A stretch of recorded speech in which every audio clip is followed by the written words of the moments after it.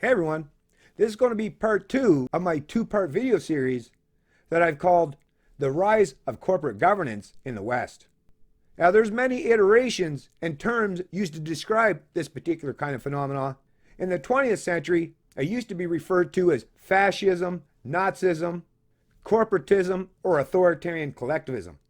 But now, here very early on in the 21st century, corporate governance is the new catchphrase.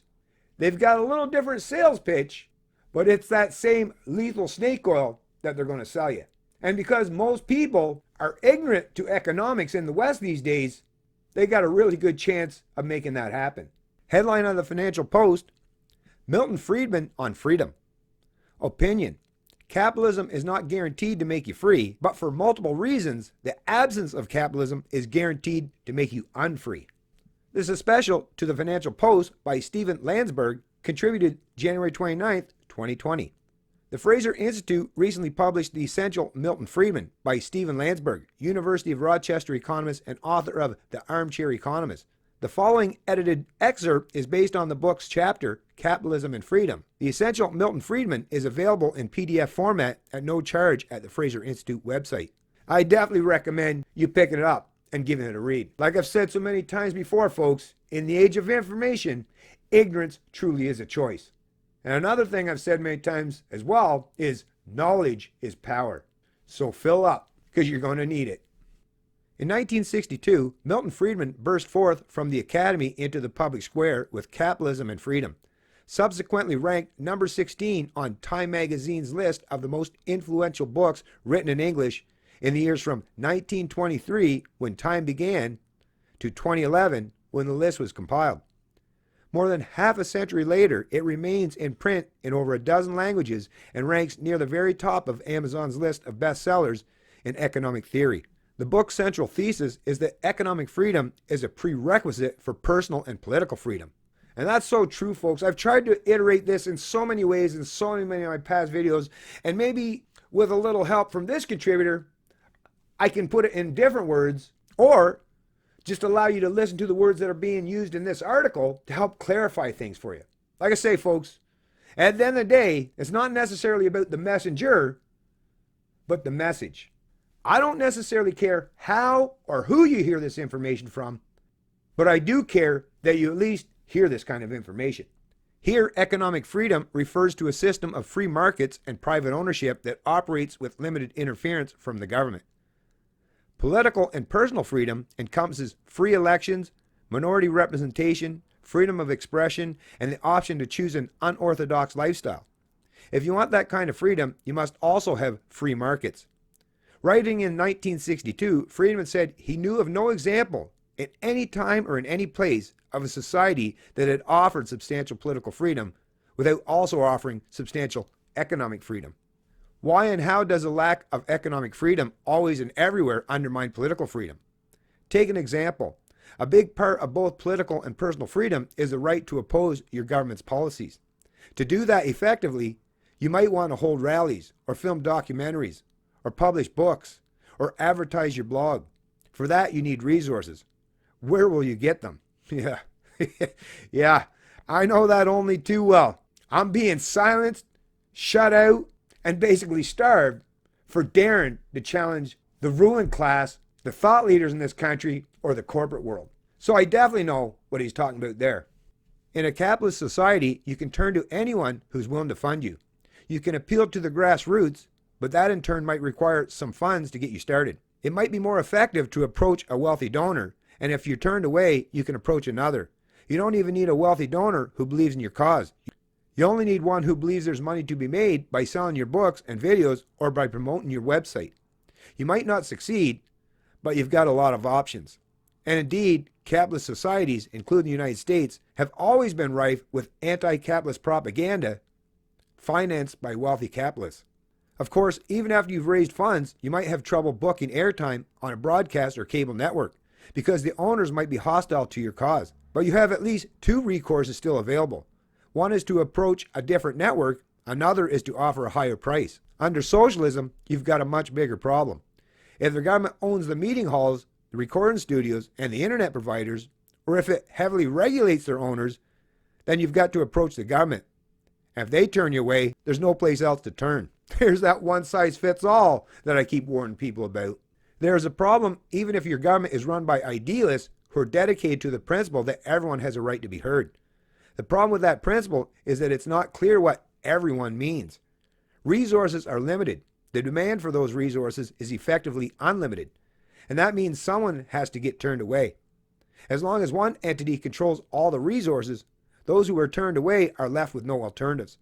Capitalism doesn't guarantee you an audience, but it does give you an unlimited number of opportunities to try. It remains the case that if there are 20 meeting halls and 30 groups that want to hold a rally, 20 will succeed and 10 will fail. But under socialism, the 20 who succeed have all succeeded by appealing to the same group of officials, while under capitalism, the 20 who succeed will do so by appealing to a highly diverse group of donors and entrepreneurs. So a wider diversity of opinions will be heard. And as a bonus, under capitalism, there's a strong incentive for someone to build a 21st meeting hall. Lest you think this is all abstract theorizing, consider the case of Winston Churchill, who spent most of the 1930s trying desperately to convince the British public to take a firm stand against Adolf Hitler and the remilitarization of Germany.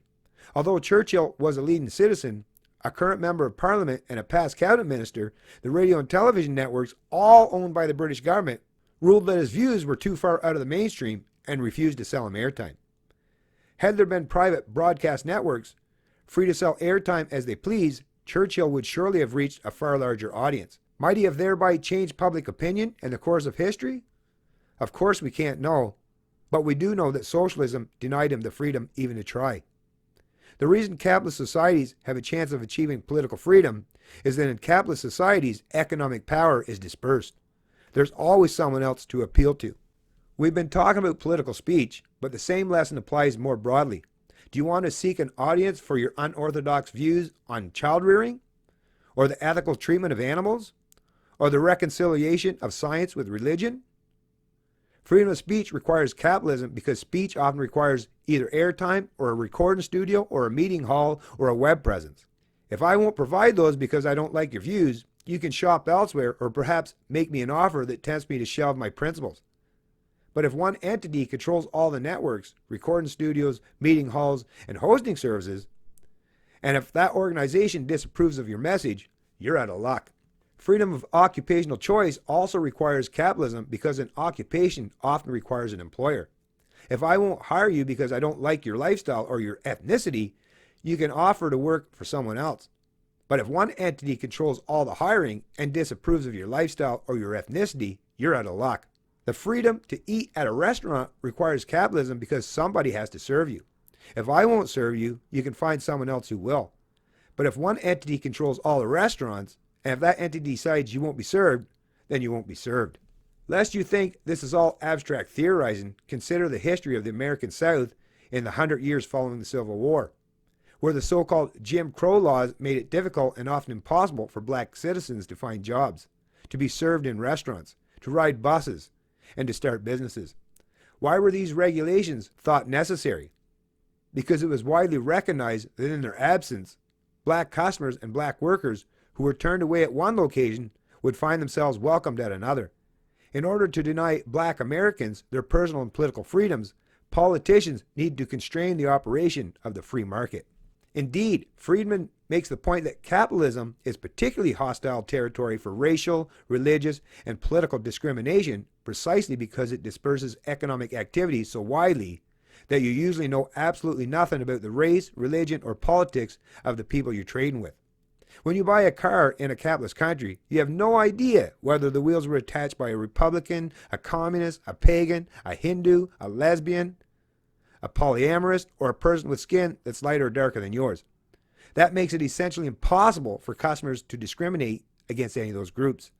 By contrast, if the car companies were all controlled by the government, it would be much easier for a group of bigoted customers to lobby for discriminatory hiring practices. Most economic activities requires coordinating the activities of vast numbers of people.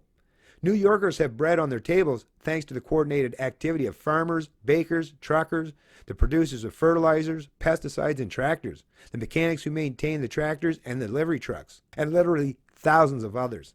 There are only two ways to organize that activity. Through the anonymous marketplace, where individuals respond to price signals, so that an increase in the demand for bread leads ultimately to an increase in demand for tractor maintenance, leading mechanics to voluntarily work overtime or through top-down direction. In other words, coercion. In the latter case, we are all subject to the whims and the prejudice of the directors. That leaves the market as the only economic system conducive to freedom. Beyond all this, there's a separate avenue by which capitalism fosters personal freedom. It makes people richer, and the richer you are, the more freedom you can afford.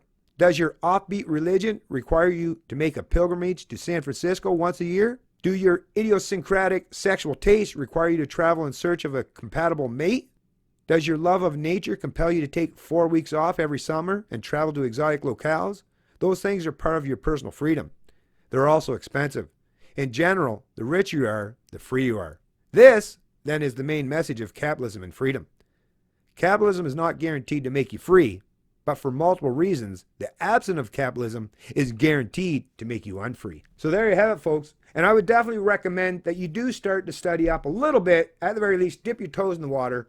The Wealth of Nations would be a great place to start by Adam Smith. And it's one of those things, actually, I'll place a link to that in the description of this video as well. But it's one of those books that stands true today and has over the course of history since it was written. But I also recommend, even though Milton Friedman was more of a monetarist and still gave a little bit of leeway for government intervention in the economy, I would definitely agree he's a much, much better proponent of the free market than most people out there today. Well, in particular, those from academia or who actually have a voice. There are proponents of free markets and unfettered laissez-faire capitalism, but there are people such as myself, which have very small platforms and a very small reach, which means very few people are actually getting this kind of information. Like I said before, your thought leaders thoroughly enjoy the fact that most Canadians are economically and financially illiterate, because an ignorant and docile population who feels that they have to yield to people who have an authority or much higher knowledge in terms of economics or finance than they are very easy to control and manipulate. There's a very good reason why your thought leaders in the media and your political masters constantly refer to each other as experts. That's their subtle, well, maybe not so subtle way of saying it's their opinion that matters, not anyone else. If we don't label them as an expert, well, you don't have to pay attention to them. Well, I'm definitely one of those people that no central planner or thought leader in this country is ever going to call an expert, but I would genuinely love to test their hypothesis and have the opportunity to challenge any one of these so-called experts in terms of their genuine knowledge in regards to economics and human psychology. It's Canadian Libertarian, and I love liberty.